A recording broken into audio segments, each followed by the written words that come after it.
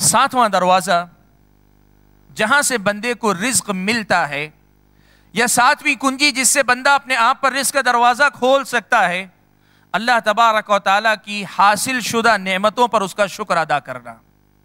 جو نعمت اللہ تعالیٰ نے دی ہے اس پر اللہ تبارک و تعالیٰ کا شکر ادا کرو، یہ رزق حاصل کرنے کا ایک بڑا اچھا ذریعہ ہے۔ میں یہ بات بتانا چاہوں گا، لوگ یہ سمجھتے ہیں کہ شکر ادا کرنے کی جب بھی بات کی جائے تو اس کا مطلب مالداروں کی بات ہے کہ جن کے پاس مال بہت ہے، جن کے پاس جائیداد بہت ہے، مال بہت ہے، اس پر ان کو شکر ادا کرنا چاہیے۔ نہیں، یہ بات یاد رکھیں، نعمت اللہ تعالیٰ کی کسی بھی قسم کی آپ کے پاس ہے، اور یہ بھی یاد رکھیں کہ ہم میں سے ہر کسی کے پاس ہزاروں نہیں لاکھوں نعمتیں اللہ تعالیٰ کی، لاکھوں نعمتیں مجھ پر اور آپ پر اللہ تعالیٰ کی۔ سلف صالحین میں سے کسی کے پاس ایک آدمی بڑی شکایتیں کرتا ہوا آیا، زندگی میں یہ پریشانی ہے، فلاں مسئلہ ہے، فلاں دشواری سے دو چار ہوں، زندگی بڑے مصائب سے دو چار ہے، مشکلات سے دو چار ہے۔ واقعی معنوں میں آدمی پریشان تھا بھی، لیکن انہوں نے دیکھا کہ اس آدمی کو اپنی برائی، اپنی پریشانیوں اور تکلیفوں کا اتنا احساس ہے کہ اسے نیکیوں کا احساس نہیں رہ گیا۔ انہوں نے اس آدمی کو نیکیوں کا احساس دلانے کے لیے کہا، چلو ٹھیک ہے، میں تمہیں 1,00,000 درہم دوں گا، تم ایک کام کرو، اپنی ایک آنکھ مجھ کو دے دو، تم اپنی ایک آنکھ مجھے دے دو، 1,00,000 درہم میں تم کو دوں گا۔ کہا نہیں، میں یہ نہیں کر سکتا۔ کہا چلو ٹھیک ہے، آنکھ مت دو، اپنا ایک ہاتھ دے دو، میں تمہیں 1,00,000 دوں گا۔ کہا نہیں، میں نہیں کر سکتا۔ کہا چلو ٹھیک ہے، ایک پیر دے دو، میں تمہیں 1,00,000 دوں گا۔ کہا یہ بھی نہیں ہو سکتا۔ سارے اعضاء جو ظاہری نعمتیں تھیں وہ ساری کی ساری گناتے گئے اور پوچھتے گئے کہ میں 1,00,000 دوں گا، 1,00,000 ملیں گے، تمہارے مسائل حل ہو جائیں گے، پریشانیاں حل ہو جائیں گی۔ اور وہ آدمی انکار کرتا گیا، انکار کرتا گیا۔ انہوں نے اس آدمی کو پلٹ کر کہا، اور یہ احساس میرے اور آپ کے دل میں ہمیشہ زندہ رہنا چاہیے، کہا اللہ کے بندے لاکھوں کی نعمتوں میں جیتے ہو، پھر بھی شکایت کرتے ہو کہ اللہ تعالیٰ کی نعمتیں تمہیں حاصل نہیں۔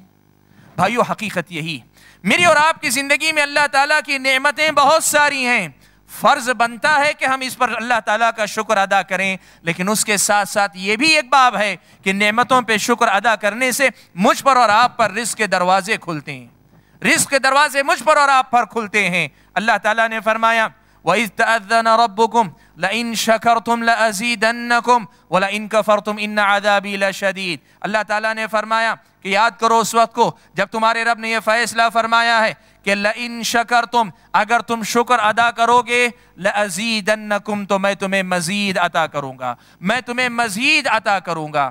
عمر ابن عبدالعزیز رحمۃ اللہ علیہ لوگوں سے کہا کرتے تھے، لوگوں قید النعم بالشکر، اللہ تعالیٰ کی جو نعمتیں حاصل ہیں ان کی حفاظت شکر کے ذریعے کیا کرو، ان نعمتوں کو باندھ کر رکھنا ہے تو شکر کیا کرو۔ اور سلف صالحین میں سے بعض نے بڑے پتے کی بات کہی، کہا اذا لم تر من حالک فی المزید فالزم الشکر، کہا اذا لم تر من حالک فی المزید فالزم الشکر، اگر تم یہ دیکھتے ہو کہ تمہارے اندر ترقی نہیں ہو رہی ہے، مزید تم کو نہیں مل رہا ہے، تم اللہ تعالیٰ کا شکر ادا کرنا شروع کر دو۔ عام طور پہ ہم توقع کس کی رکھتے ہیں؟ جب تم دیکھو کہ تمہارے پاس مال نہیں بڑھ رہا ہے تو اللہ تعالیٰ سے مانگنا شروع کر دو، مانگنا ہے، ہم اس کا ذکر کریں گے۔ لیکن یہ جو بات بتا رہے ہیں وہ آپ سمجھیں، کہا جب تم اپنے مال، جب اپنی حالت کو دیکھتے ہو کہ اس میں کسی قسم کی ترقی نہیں ہو رہی ہے، صحت میں ترقی نہیں، مال میں ترقی نہیں، زندگی کے دوسرے مسائل میں ترقی نہیں، فالزم الشکر، شکر کو لازم پکڑو۔ کیوں؟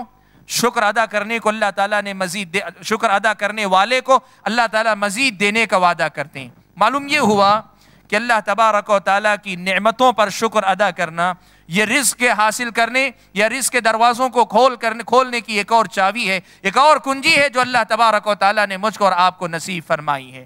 اس سے معلوم ہوا کہ اللہ تعالیٰ نے جو دروازے ہمارے سامنے رکھے ہیں ان کا سب ایک اور بہتر دروازہ ہمیشہ اپنی زبان سے، اپنے اعضاء سے اللہ تبارک و تعالیٰ کا شکر ادا کرتے رہنا بھی ہے۔